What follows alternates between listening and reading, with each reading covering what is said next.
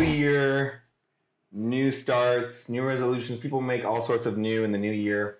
I've decided this year I want to start something new, and it's going to be like a podcast. I don't know if I can call it a podcast for sure yet, because I don't know the direction it's going to go, but I'm going to go ahead and plan for this to be a podcast / video blog type content. So today, obviously, if you're listening to this and you're not watching this, you don't know who this is. I'm interviewing a good friend of mine here, and his name is Sergi. And today, the topic, we don't know where we're going to take this conversation. So, we don't have a name for our podcast. This is really raw. Beginning, we'll see where this takes us. And so, first off, just to get us going, I'm going to go ahead and ask, Sergi, introduce yourself. Tell us a little bit about yourself, and we'll go from there.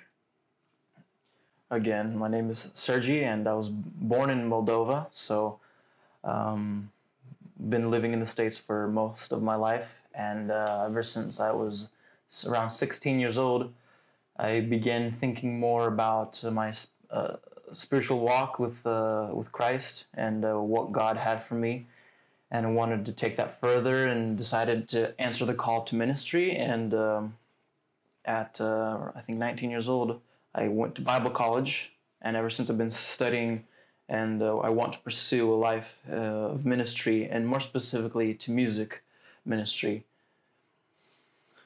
What's interesting is you probably that was the whole podcast right there. I mean that's in a nutshell. That's what we're here. I want to know your story, why you do what you do. So I guess tell us a little on a deeper level. Tell us why music. How did you get into music? I know you said you went to college, but what your first instrument, things like that. Music plays a big role in my life because ever since 11 years old, my parents, and more specifically my mom, really got her kids to get involved in music. Because my parents aren't musically inclined, but she wanted to invest that into her children. And so at 11 years old, I started taking vocal lessons and some music theory classes, and at 13, started taking cello lessons, and at 14, I taught myself guitar, and so that's why all these years of little by little building up has brought so much value into my life that I didn't want to throw it away, and I wanted to make sure that I make use of it. It's funny because before 11 years old, when I started taking vocal lessons, my brother started taking piano lessons when he was 7. And I've always looked at him playing piano at home, and I was always so jealous because I couldn't understand the little white and black, markings on the sheet music, and I was always mad, and I hated music because of that, because I couldn't understand it. And here I am, a musician. So hating music got you to love music. Yeah. What's interesting is you said that your parents weren't musically inclined. When you say that, do you mean that they never got an opportunity to play music when they were younger, or because somehow I believe that there's a lot of talent in one or both of your parents, only because your whole family is musically inclined, all your siblings. Yeah. I think what I mean by that is they never went into education for that because they didn't have the privilege to do that because of the country we come from, and so because they did sing in choir in church and stuff, that was something everybody did, and so I'm thinking more of the academic side of it. They're not musically inclined. Yeah. Do you remember the moment that you began to understand music, or the moment you're like, okay, this those white and black markings on the sheet music make sense?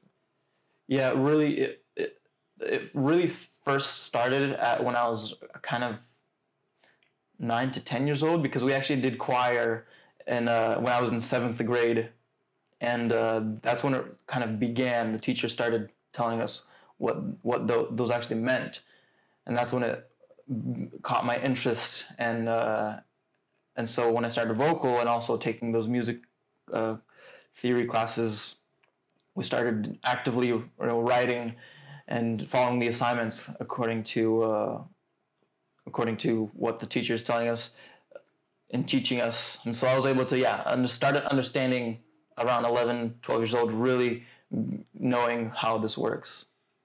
I know you mentioned a couple things there with as far as vocals, piano, guitar, cello. Was there an order per se that you went in?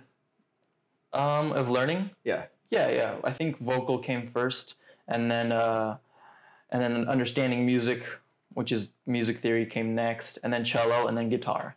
Okay, we're going to talk about misunderstanding and understanding in a second, so don't let me forget that. Yeah. But talking about a little bit more about instruments, do you feel like someone who has an interest, maybe they're watching or listening to this years later or now, I don't know, and they're like, I can't sing. Like, for example, I don't sing. There's multiple reasons for that, Mm-hmm. but I do enjoy music, and I've played the violin for years, and then I stopped, and I just this year started picking it up again because I'm now, as a family man now with kids, I'm like, well, I want to play a duet with my daughter one day, so I'm picking the violin back up. Mm-hmm. However, I can't sing, so I can kind of hear it, I can't vocalize it. Do you think having the skill set of both vocal and the physical on the instrument is a plus? It helps, but it's not critical, because if you can hear it in your brain, doesn't mean that it's worse, because the fact that you can't present that thought in your brain with your vocals doesn't really make a difference, because if you can hear it in your brain, it actually kind of doesn't. In my opinion, that could be argued. I think, but it helps when you can, sing something out, because when your ears hear it, then it kind of repeats itself in and so you're able to really, solidify, a musical phrase, for example. So it has come to use that I was able to sing something instead of playing on an instrument, and then so there's been scenarios like that before, but I don't think it's that critical. So I don't want somebody that can't sing to be that concerned, because it's not that critical. And that's why I ask, because someone may be interested, but they might be inclined towards just an instrument or just a piano or both or all. Yeah, it's not for everybody. Vocal is not for everybody. There are people, I hear people say all the time, like, oh, it's okay. Maybe you'll get it someday. Keep trying. But at the same time, I think there has to be a balance between. I think a professional can tell whether someone, it's been this amount of time and we have not made any progress. Maybe vocal is just not for you, or they can say straight up, vocal isn't for you because your voice is a certain way, and people might even be disabled. But that's not to discourage anybody, but it's just the truth. And I think a professional or professional vocal teacher deserves to be able to tell that to somebody. Appreciate the honesty there. Yeah. Do you have a preference, vocal versus instrument play, or all the things that you do you prefer one or the other? I love leaning towards more vocal in my Is there a reason for that? Because I don't know.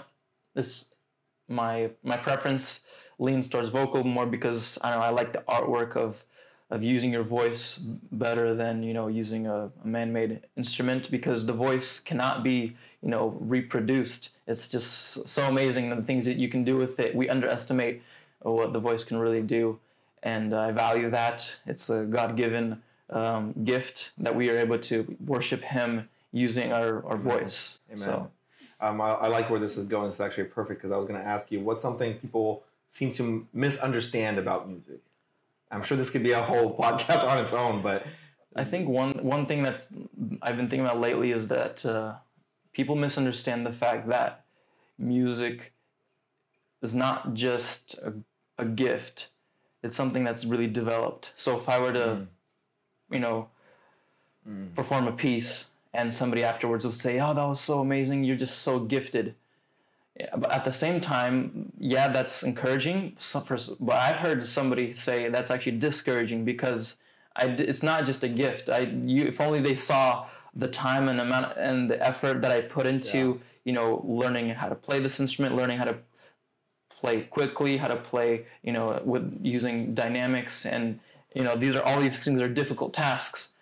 And then someone just says, "Oh, that's just a gift." So that was nothing you did for that.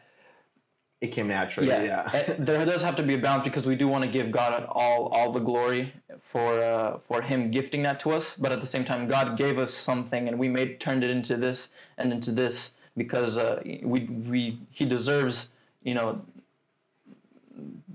what he gives us, we want to multiply, just like the parable of the talents. Yes. You know, we don't want to just stay on the same level, and so we put in the work to do that, also for His glory. So Amen to that. That's definitely a misunderstanding that I think people that are not musically would have. That's actually pretty good.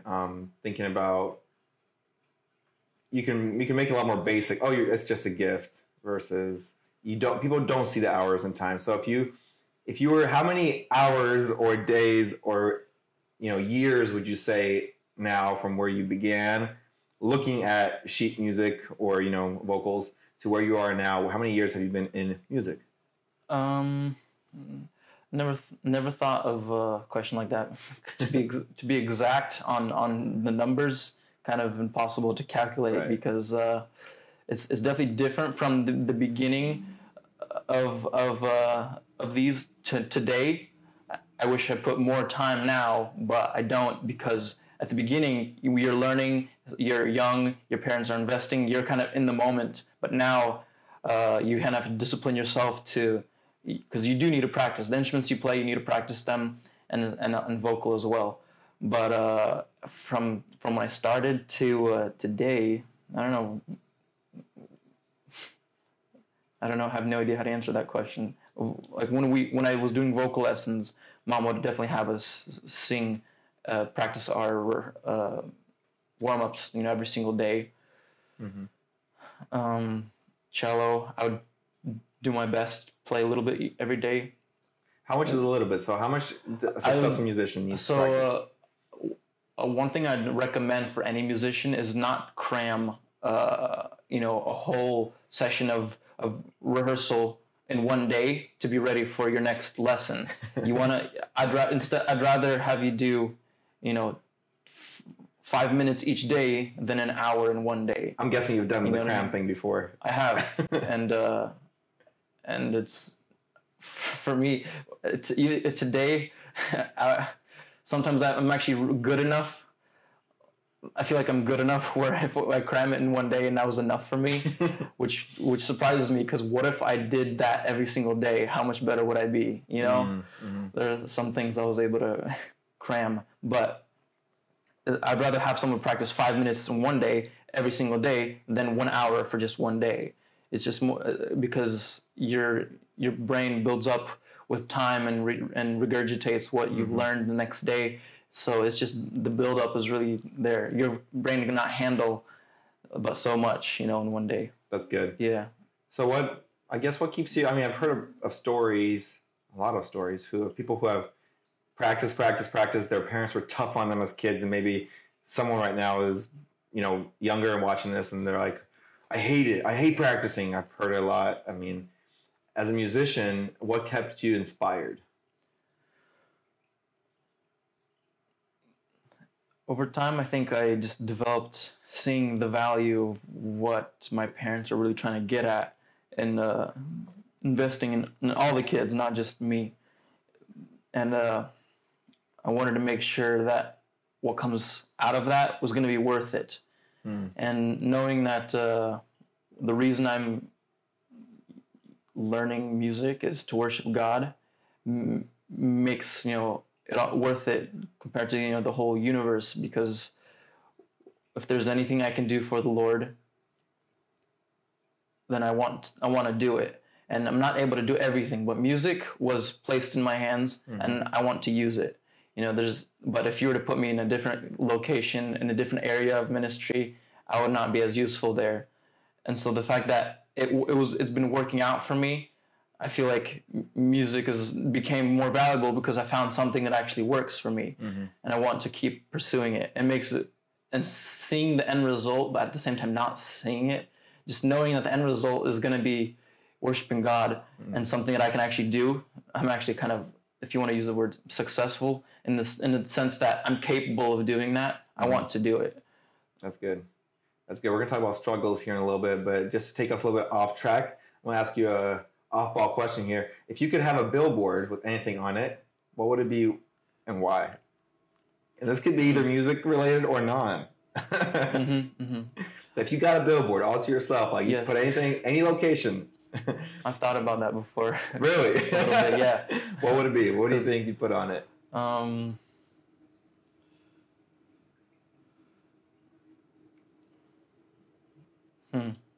didn't think about it recently, but It's been on your mind before.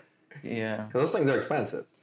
Yeah, We're talking about investment, you know. I did wonder how much that costs.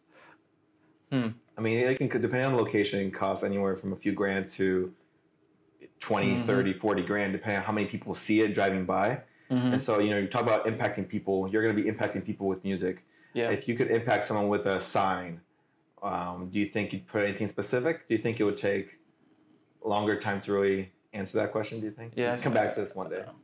I feel like it would take a little longer to answer. One thing I can think of is I feel like I would put something there that's attractive enough that will take somebody further, say a website. Because if I'm going to share the gospel with somebody, there's only so much you can put on the billboard, but what if something interests them enough where they look at the bottom of it and they see there's more information elsewhere that'll take them, you know, somewhere else. That's what I feel like I would, something like that. Maybe one day you'll get the opportunity to have a billboard. Maybe. You just never know. Yeah, I've always wondered, like, owning a billboard, how much money can you make? Right. That's what I've wondered before. Okay, Driving down the highway. Talking about investment, you're going to take a little bit of a money approach, I guess, because being a musician isn't cheap.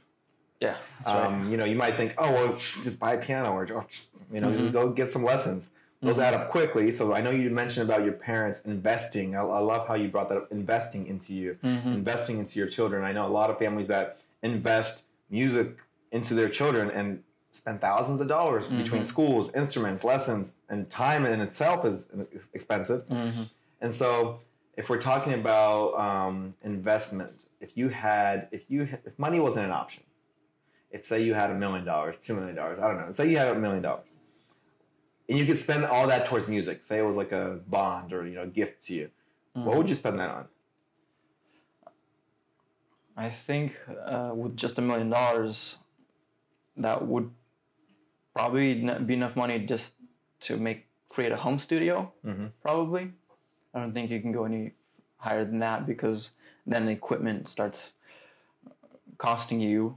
I also definitely want to spend it probably on some courses online to learn some new, get deeper into some musical concepts that would be beneficial to me in my career. And definitely just a couple new instruments. I'll probably get a guitar and a cello for sure. So you already have a guitar and a cello? Yes. You have a nice guitar from what I remember. Yeah. So when you say a better, what is better? Something more custom. That would be. So what's one thing that you would customize? That's something you don't have now. You're like, I really need, because as you get more professional in your field, you're like, oh, I really wish I had this feature on this to make it better. So what would that one feature be? I'll definitely want to make sure the options are laid out to me because I don't know everything. But definitely a special kind of wood would be that's unique. It would be great. The hardware, like there's different kind of metals you can put on a guitar and different designs you can put on a guitar as well. But I don't know, I'm more about the shape and the wood that it's made of. I mean, there's some exotic woods that they don't exist anymore. So definitely. It's more rare. And sound-wise, going back to struggles, was there ever a time in your life where you wanted to quit? Oh yeah. And what did you do when that happened? Like, why did you keep going? Outside of, you know, I knew my parents, okay, but like when you wanted to quit, like it's real, like you just want to quit. It's like, I don't want to do this anymore. What did you do to keep going? There was a time, and it wasn't in my early stages because I felt very supportive, and you know, my parents were doing what they needed to do. But later on, when I was taking conducting courses, and it was through a Slavic institution or a Russian institution, and I struggled with that because I've been learning my music more from the English side, but I had to take these conducting courses with a friend at that Slavic institution, and I struggled so much because there's so much I didn't understand, especially because of the language. And then as you go to the next step of understanding music, in terms of music theory, if you didn't get the previous lesson per se, understood and engraved in your mind, then you will not be able to go next. It's really building up and up. And so I just remember finishing that one day and sitting in the car instead of going home. I just thought to myself, like, this is literally so difficult to move on, because I'm not understanding it. I'm disappointing the professors, and what am I going to get out of this? But I just ended up seeing the end result, knowing that it's going to be worth it if I just keep going. Don't just randomly say I'm going to quit. I also didn't want to just look bad by quitting. Nobody wants that, but for some people, it's just that bad that they don't care. And so I did not want to, fail anyone or upset, people that I look up to. Right. Yeah. It's pretty powerful for anyone else watching and wanting to quit, Yeah. Definitely look to the people who like the leaders in your life. Maybe go to them or think of them. What would they tell you? Because sometimes you already know the answer. And it keeps going back to a phrase that I use a lot, which is remember why you started. Mm-hmm. Mm-hmm. And I don't recall where I read that, but it just always kept me going as well. Remember why you started. And when you think about the goals and why you start things to begin with, you're like, okay, it's worth it. It's worth it. Keep going. It's hard, but you keep going. That's right. And you've told me that plenty of times, and that's on the back of my mind quite a bit. For sure. Favorite song? Do you have a favorite, as a musician, do you have a favorite song? Mm-hmm. And would you like to share that with people? Like, what is that song? Yeah, I've been asked that question more times than I can count. And my answer is the same every time, is I don't have a favorite song. And but I want to explain that because, I feel like somebody who isn't a musician can answer that easier than a musician could. But that could be argued, of course. For me personally, like, I can't choose one song and say that this song is loved more than other songs in my brain because I feel like it just doesn't happen. Like, I like, the songs get old to me, so I like to move on. And then years later, if I were to revisit it, then it's awesome to have that cycle. But to have that same song, repeat in my brain as a favorite, it just doesn't make sense to me. Well, I think we've all done that for us. Oh, I love this song. Yeah. And you listen to it, say 20 times, you're like, okay, now it's old. Yeah. Ready to move on. Find a different favorite song. So I like that answer, actually. So that you don't have a favorite song. Mm-hmm. That's great. Each song has its own way it speaks to people. Yeah. Okay. Since we're talking about songs and music, let's talk about Christmas music. Okay. Because I think that's a big part of anybody's year. Yeah, recently during the year. And I know we just got finished with Christmas. Mm-hmm. So I know this is maybe not time sensitive, but people love Christmas music. People hate Christmas music. People, I don't know, the radio stations that's all they play during a few months, and that's all you hear unless you're really listening to your own little Spotify playlist. But tell us about what you think about Christmas music. One thing that have been on my mind for the past couple of years, especially concerning Christmas music, is I've learned that I don't necessarily enjoy Christmas music. Every time I'm hearing it, I've always have this sense of negativity, that really needs some explaining to the audience, because we're gonna end the podcast right here. What is Christmas music all about? Well, what I mean by that is secular Christmas music, if secular music is even a thing, because when I think about Christmas and the meaning of Christmas, we all know what it's all about. It's not about gifts, it's about Christ, and He came into this world. We all know the answer to that. And then we go sit in our car and turn the radio, and then secular Christmas music is playing, and we're enjoying it. And now what? What changed? Because the Christmas music that's presented today especially in the world, is not what we as Christians know what Christmas is all about. It's all about the holiday. It's all about sitting by a campfire next to the tree. Santa's gonna come tonight, and it's snowing outside, and we're having a cup of hot chocolate, cozy in our blanket. You know, like that's the way we see Christmas music. Oh, and spending time with family. It's a good time of year.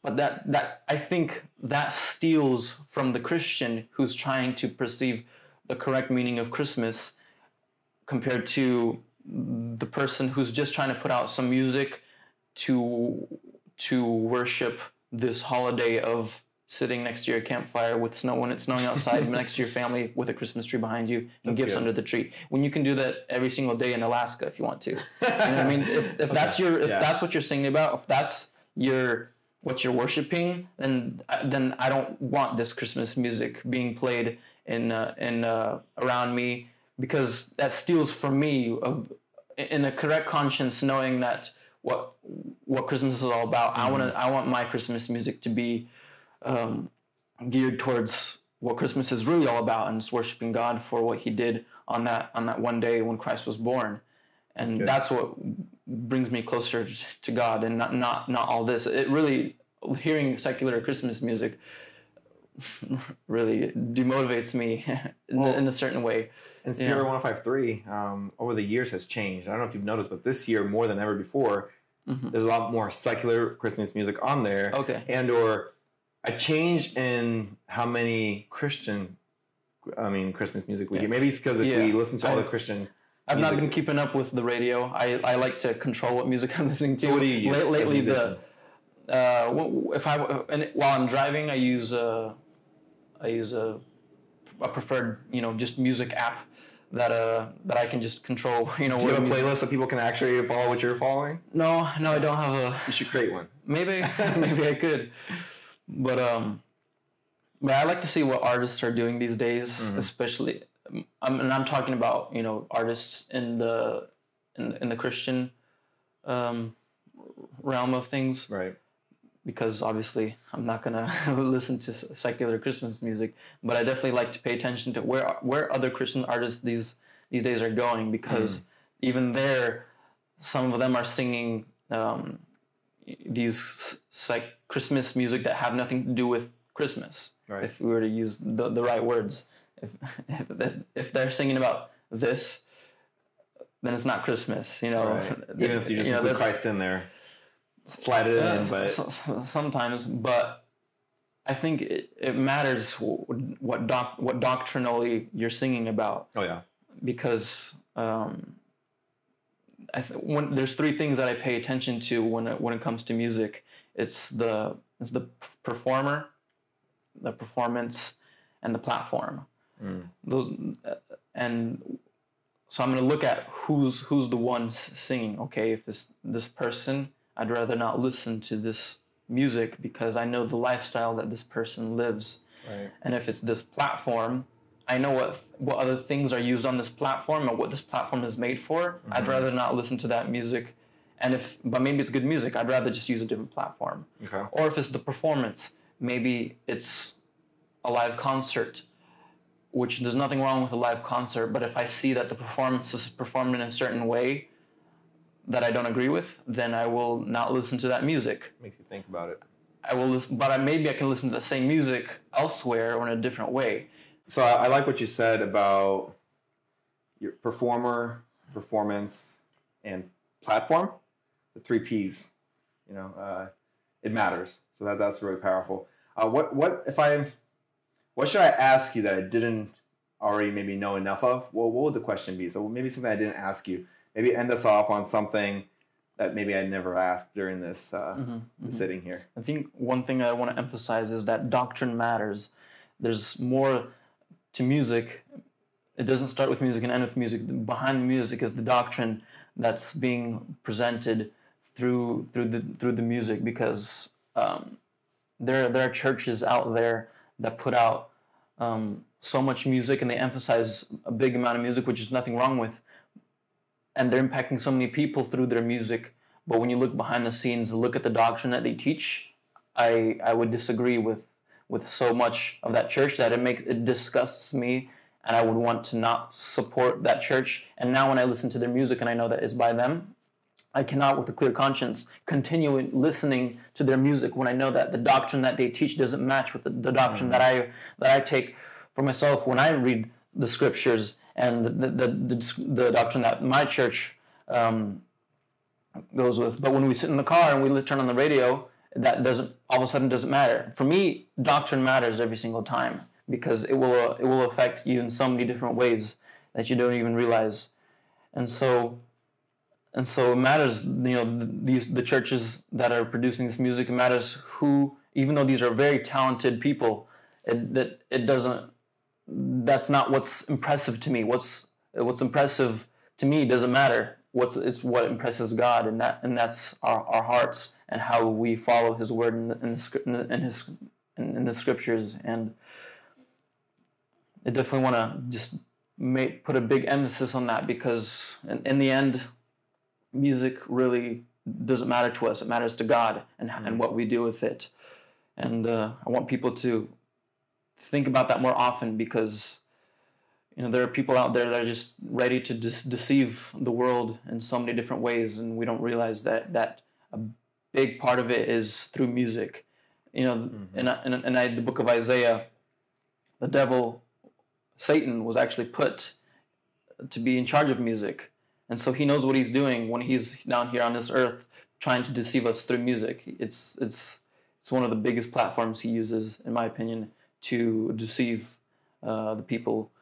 And so that's why I want to make sure that like the music that you listen to, that you're aware of where you're going with this, where the music is coming from, and what you're really trying to get out of it. It's not for self pleasure.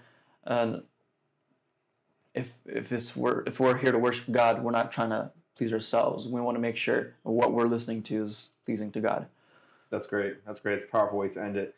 Well, Sergi, thanks for taking your time. Talk about a little bit about music. I mean, I think we're just scratching the surface on a lot of different things, and maybe have you back again talking about a certain subject a little more detailed. So think about something you want to talk about in more detail, and maybe we get some comments on what people want to hear regarding music, and come back to this. So thanks again for your time. Blessings to you, all that you do.